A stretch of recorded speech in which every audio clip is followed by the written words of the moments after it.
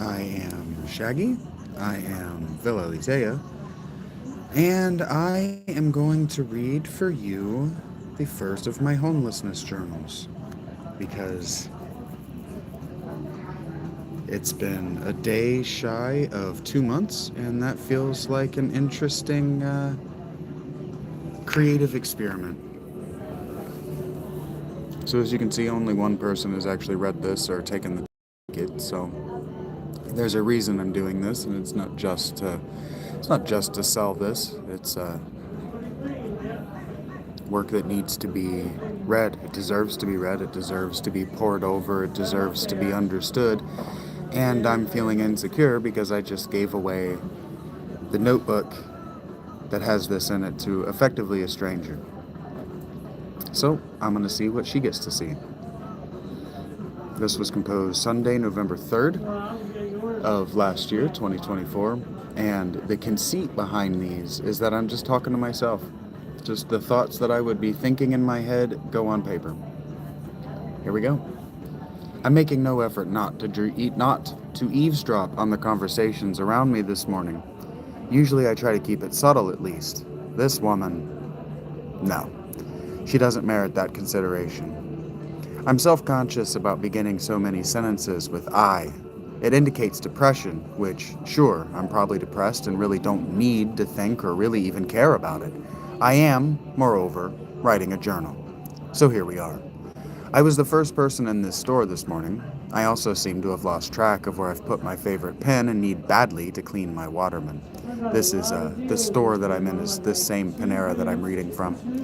It was cold last night, but D-Rock bought me a new liner for my sleeping bag. So really it was just inconvenient. And what's going to be more inconvenient is that he dropped his $1 Patreon sub because he decided that he wanted to tiff with me. And he's not going to like showing up in these journals. So this woman, while I'm getting comfortable at my table, she walks back here into the dining room. I'm in a Panera.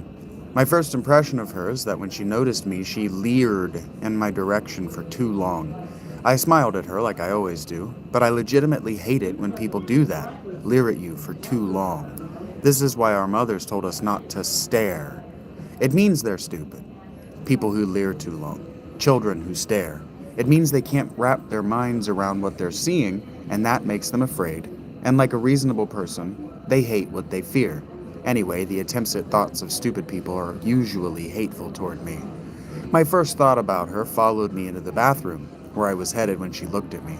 I changed out of my Nike cold weather joggers, XXL, their size. They look silly on me, but I don't have cold legs, and I don't get my pants either wet or dirty on the walk out of the woods. She mean-mugged me as I left my spot, and I thought two things. More little girls need to believe their mothers when they said your face will get stuck that way. This woman has clearly made that stink face for so long she doesn't even know she's using it on a total stranger and someone who smiled at her no less. And I also thought that I could have been more subtle about taking my new pants into the bathroom with me. Emphasis here is for the purposes of discussion, for her benefit. I decided that I did not need to benefit her ugly face. Too often we make baseless assumptions of people based on entirely superficial elements of their characters, usually clothes. I think people, especially people who believe with no evidence that they have seen some shit, think that because they know that Sherlock Holmes was able to cold read a person at a glance, so can they. How often are you totally wrong about people when you get to know them? How often is this because people have hidden depths of mystery, and what proportion of your error is that you don't know dick about shit? I don't need to know you to know the answer and be right. If you believe about yourself that you know anything more than dick about shit, you've been giving yourself unmerited extra credit for so long, you got stuck that way. You know how they say that if you keep your work above standard procedure, you'll never need to worry about not meeting the standard? No. Your parents coddled you into middle age? Yeah, I can see that at first glance. So I told myself that this woman didn't deserve my considering her and what would benefit her. She didn't deserve it. She hadn't merited it. She glared at me without returning my smile. She deliberately tried to make me feel like I wasn't welcome in this space, and she made assumptions about my personal worth because of my appearance.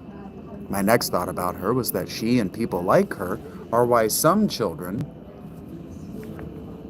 maybe turn my comments back on, why some children were given back to the gods young. Thank you for the gift, but this one's defective. Thank you. Please send another. Love, your faithful servants. This woman doesn't know that I'm not a student. She can't be certain of anything about me. Not my age, not my socioeconomic class. Not at a glance. Not the way I dress and carry myself. It's impossible. I don't even look 37. I look like a haggard 25. And anyway, I don't wear clothing with visible brands and didn't even when I made the money to afford them if I felt like it. Not even when I had access to the debt to afford them to keep up with the Joneses. There comes a point, though, as you spend money, where the brand labels go away. So I could be dressing like a millionaire, or I could be dressed like what I am, homeless.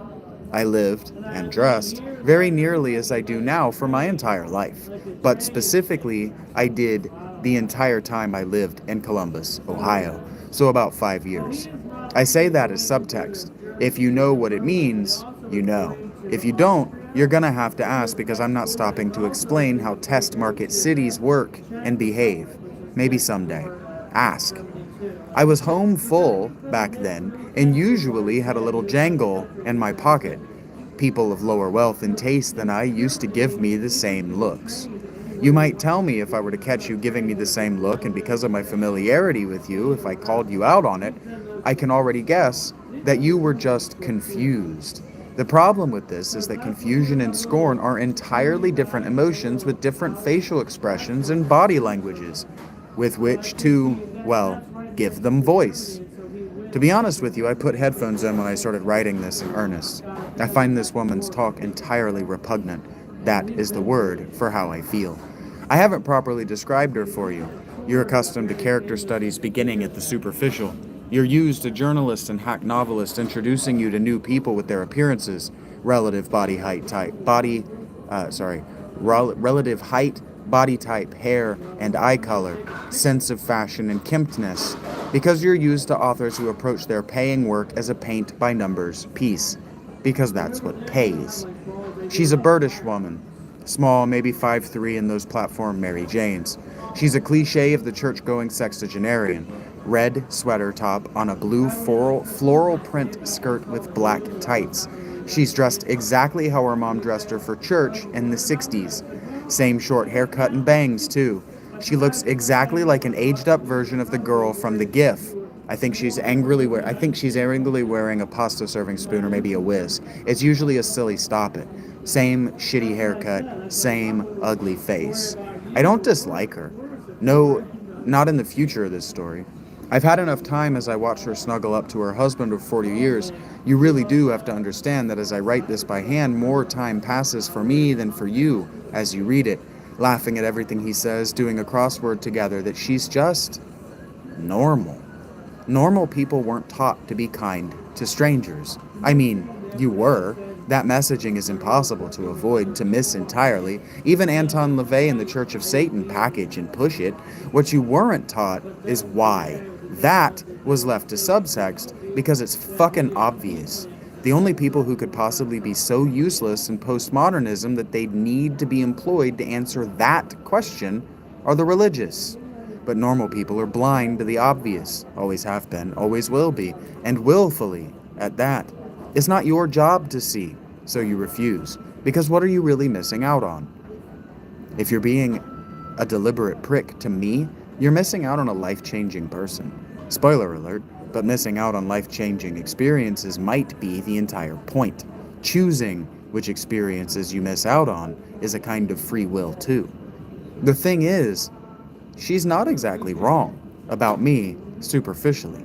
There is a methodology to disapproval. Disapproval is this woman's entire approach to the world outside what belongs to her, what is hers. This is a peasant attitude, whether we like that or not.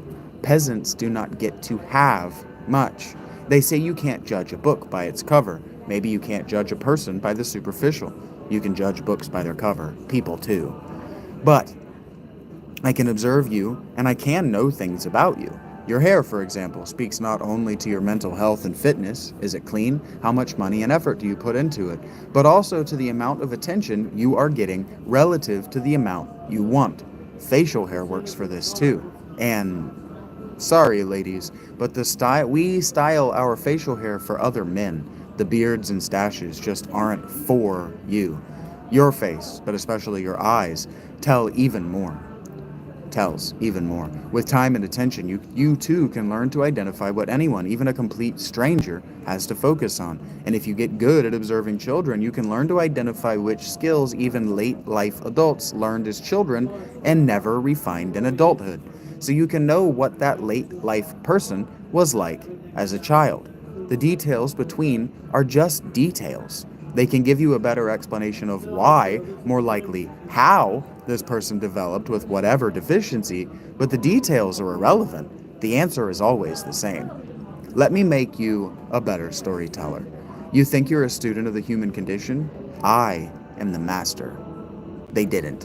What sort of story actually follows the let's say we did and not logic of my grandfather not wanting to indulge the ideas of children? Not one anyone wants to hear for very long. An unreliable narrator is one thing in a novel, and an artistic conceit at that, which only the smallest number of authors has even pulled off at all, to suggest nothing of mastering. What is an unreliable narrator in real life? A liar is the answer. Someone who is unreliable when they speak but affects knowledge, even expertise, is a liar. Your inner monologue, your self-talk, and your bird chatter, they're all narrative. You know this. You are a member of a narrating species. Whether you realize it or not, you are telling stories at all times. You're telling yourself a story about yourself right now. The only questions really are what story and what information are you keeping from yourself, your unreliable ass narrator. The answer is a matter of how true the story is, and from what point of view it has any truth at all.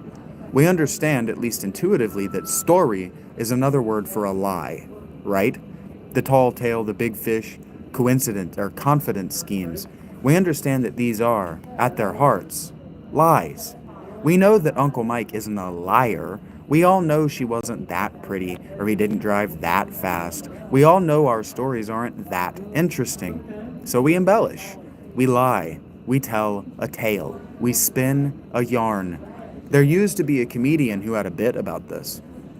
You're talking to someone, I think it's Nick Swartzen. You're talking to someone and realize your story's not good, so you embellish. Yeah, man. Yeah. And then Steve stabbed that guy. Steve stabbed a guy? Yeah, man. Stabbed a guy. I've known Steve my whole life. He's never been violent once, ever. I don't know, man. I guess he just snapped. Over a taco? Over a taco. He just loved it so much. It gets absurd if you track it out. The things we can realize are bad stories, and that we can realize are bad stories and that we're inclined to embellish. But there it is. It's funny because it's true. This is essentially harmless behavior. The embellishment, even in the stabbed a guy story, is really to hook your audience to what you really want them to remember. In this case, it was how much you and Steve loved those tacos. It's essentially harmless, but not really.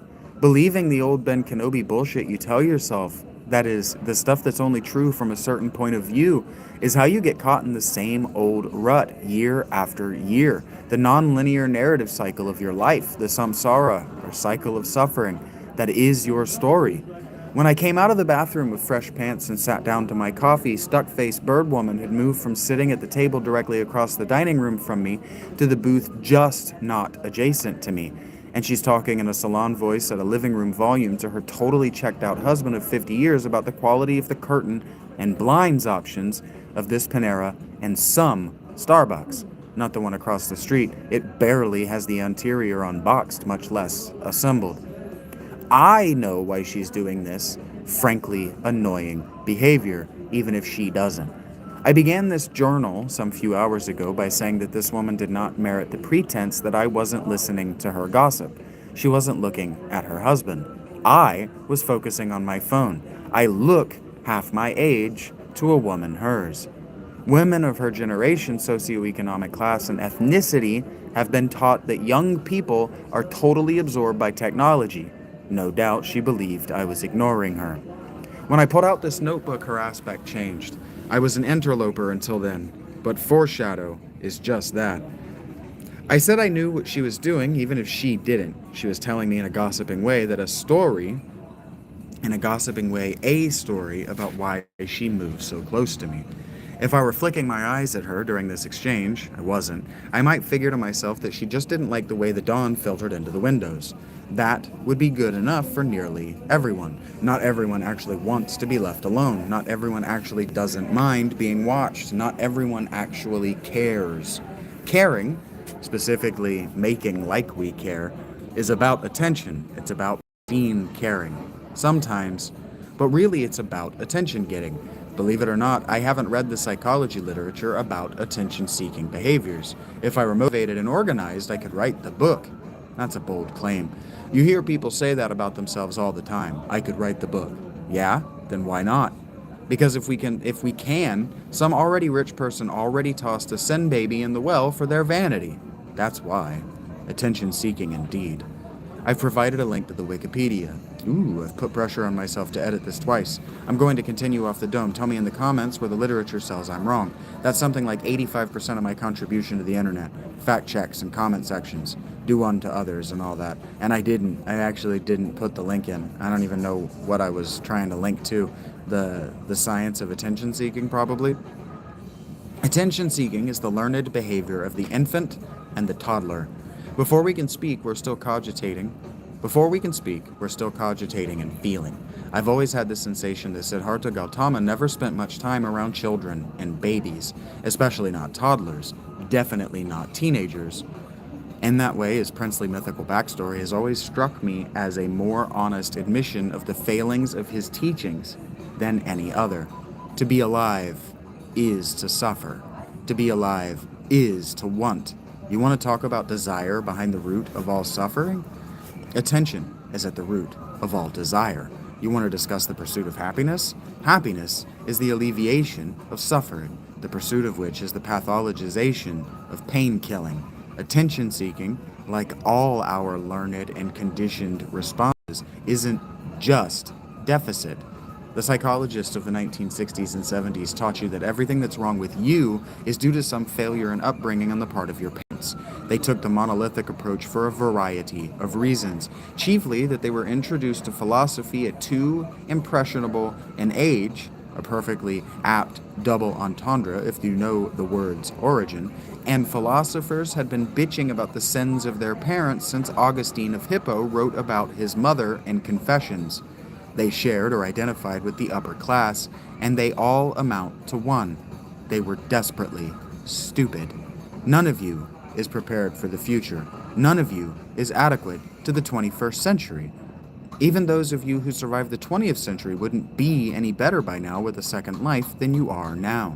In the roguelite that is your narrative cycles, have you improved at all between revolutions? Or are you just grinding out deaths to grind them out? To what end? Play a different game, one you can get good at.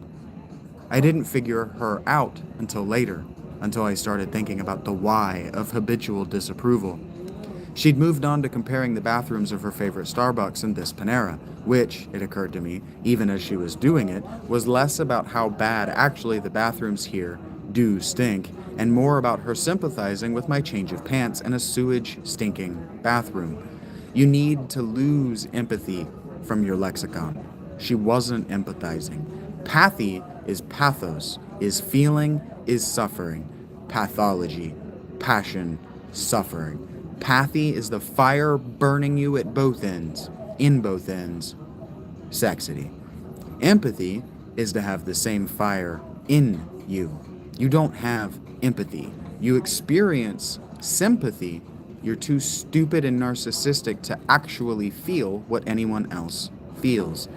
And for those of you insisting that you are psychic, and yes, you can, no se no pueden. What you are doing goes by one of three names: projection, manipulation, and trauma-induced mirroring. Exactly none of you is emotionally mature enough to identify which emotions are yours and which are not. Hell, you don't even know which of your emotions are even real. Sympathy, then, is imagining how you would enjoy someone else's experience. That woman was trying to apologize, quite literally, for habitually disapproving of me. I want to talk about why it benefits her as a strategy.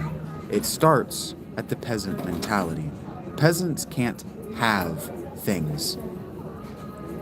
You idiom like a bird in the hand. You know the idiom like a bird in the hand, or want in one and shit in the other. I grew up believing these were a fundamental pessimism, a refusal to try for better. You can only believe me if you choose to, but I am first and foremost honest. I'm not always right, but unless mine eyes doth deceive me, and they have before, I see what's before me. I believe in my heart that you do too. You're just dishonest in how you narrate. William James called the honesty I'm talking about pragmatism. We could get all the way off the rails here if I wanted to rant, and maybe I will. The idea, and how it connects psychology in the 70s with 19th century philosophy and the peasant mentality. Behold, my wizardry and marvel, plate spinning on plate spinning, is that any individual has only so much faculty for accurate information about the infinite cosmos. Every individual, no matter the size, scale, or amount of collective will of their society, a word we will return to in detail, will, even must, a word I loathe because it's misused in a real way in literature, have to is what is usually meant, emphasis and subparenthetical, my own artistic conceit, make choices.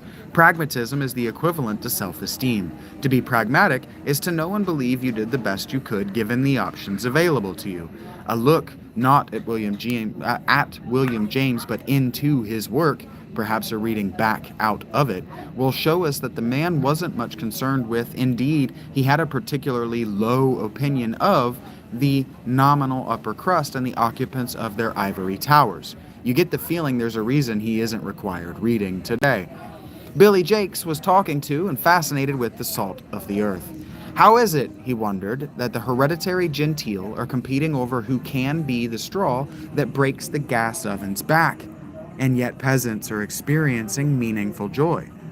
The answer is, of course, the Buddhist response to the meaning of life. Pay no attention to the man behind the curtain. If along the way you come across yourself, you must either kill the self or in turn be slain. Live by FOMO, die by FOMO. The only thing to fear missing out on is the fear of the fleetingness of that moment, but it's gone. And getting further away by the second. We teach our children to disapprove of what they cannot have. Dreams, fantasies, indeed, people like me. Those are for the mad or the dead. I can't speak to universals in what I'm going to say, so I'm not going to make a claim and derail myself to prove it. That is for debate and those seeking attention. For how long, I can't say. But generations of little girls grew up with pragmatism by that name or any other, father or husband or patron then, as a curse in their hearts. The fairy tale, and really the myth as a genre, is warnings for little girls not to be stupid. Feminism is the result, broadly, of women fighting to secure for themselves, and ad hoc no less, the right to be not wrong, but stupid, dangerously so. I have listened now to a half a dozen, double that, women who grew up in poverty acknowledge only late in life how many more material, emotional, and attentional resources were spent on them than their male peers and brothers, only to lament that they paid their sons and partners even less. One gets the feeling that I'm telling you that extreme attention-seeking is stupid, or that identifying with one's attention-seeking strategies is a form of developmental retardation. So add it all together, and what is the claim I'm not making? There is, if we intuit what this puzzle should look like, an overcorrection happening. If men used to find joy even as peasants, and women too, and now they do not, then something changed. Feminism created a space where little girls could never develop out of the crib. And frankly, it's 100% about grooming pretty lesbians. Why do you think in first-wave transgender nations the T-girls are rejected by second-wave feminists and not genteel males? This woman disapproved of me for a variety of reasons that she made hilariously apparent as they took their breakfast and I began writing this. It's become evident to me as I navigate being a single, unemployed vagrant applying 16 years of narrative storytelling lessons to people watching as a not unsuccessful artist that women of all ages look at me and wonder what I fuck like. You can't unlearn that women know whether you're gonna get a chance to fuck inside 3 seconds. 3 seconds is a lot of pressure. It doesn't help your cause, ladies and gents who want to get upset that I'm making this case that I have effortlessly cool hair and really neat, even artistic, handwriting. I dress in layers of clashing patterns and not obvious color combinations. I'm tall, and I have the exuberance and joie de vivre like I'm packing horse parts, and I'm being regularly satisfied. In other words, I look like all these women's lesbian fantasy. As a man, though, they have a sort of autophilalitheia they indulge with me. They want to be me. They don't want to be with me. That's too much to sacrifice in both security and potential. It wouldn't be pragmatic then. It wouldn't be smart. So they disapprove, not of me, of the fantasy, of the way of life. It is a violation to expose someone to the flaws in their worldview and way of life without their knowledge that this is a risk they run. Maybe they need a warning and a disclaimer. Maybe that's what I get wrong. When feminists made the should be safe an assumption, they endangered potentially infinite lives. Yes, should, but is not. No, it takes time, exposure, and practice to know your thoughts by rote. The pragmatic and simple approach is to wear your face as what's behind it. The sort of stillness that is my relaxed face is the result of many years of meditation and practice, living with emotions incongruous to my environment. My attention, then. I'm paying a certain amount of attention to myself. We talk sometimes about intent and intentionality, like having and knowing your own why is some kind of superpower. Believe me, it's a low bar. You can cross it by accident. What I'm doing that these women, and the men too, but they react differently, notice is I'm being intentional. I have a routine. I focus on what I'm doing, but I'm aware of the whole room. These are rare traits anymore, not among soldiers and those with CPTSD, but they weren't. Every woman associates these traits with father at his best. And when they remember, and then they remember they have children by a man with whom they're breaking their fast. So they disapprove. And for that reason, I chose not to hide from her the ugly reality that I was in this Panera minutes before 7 a.m. on a Sunday in November because it was too cold to change into my public pants at the tent. And I didn't want to anyway. Her talk changed after a while to the bathrooms, if you remember, before I put my headphones on. She was reminding her husband that she had worked at a bunch of restaurants, which I'm sure he didn't remember about her. A detail for me, then. She's feeling a certain way about herself now that I'm not as curious about her as she is about me. So attention-seeking behavior. She's no silver spoon dummy. A real concern for some women. Less today. Feminism, hypergamy, eugenics. They're always why. And that's that. Yeah, these are written to take about a half hour to read, and it takes about a half hour to read. Man. I'm just so good at things.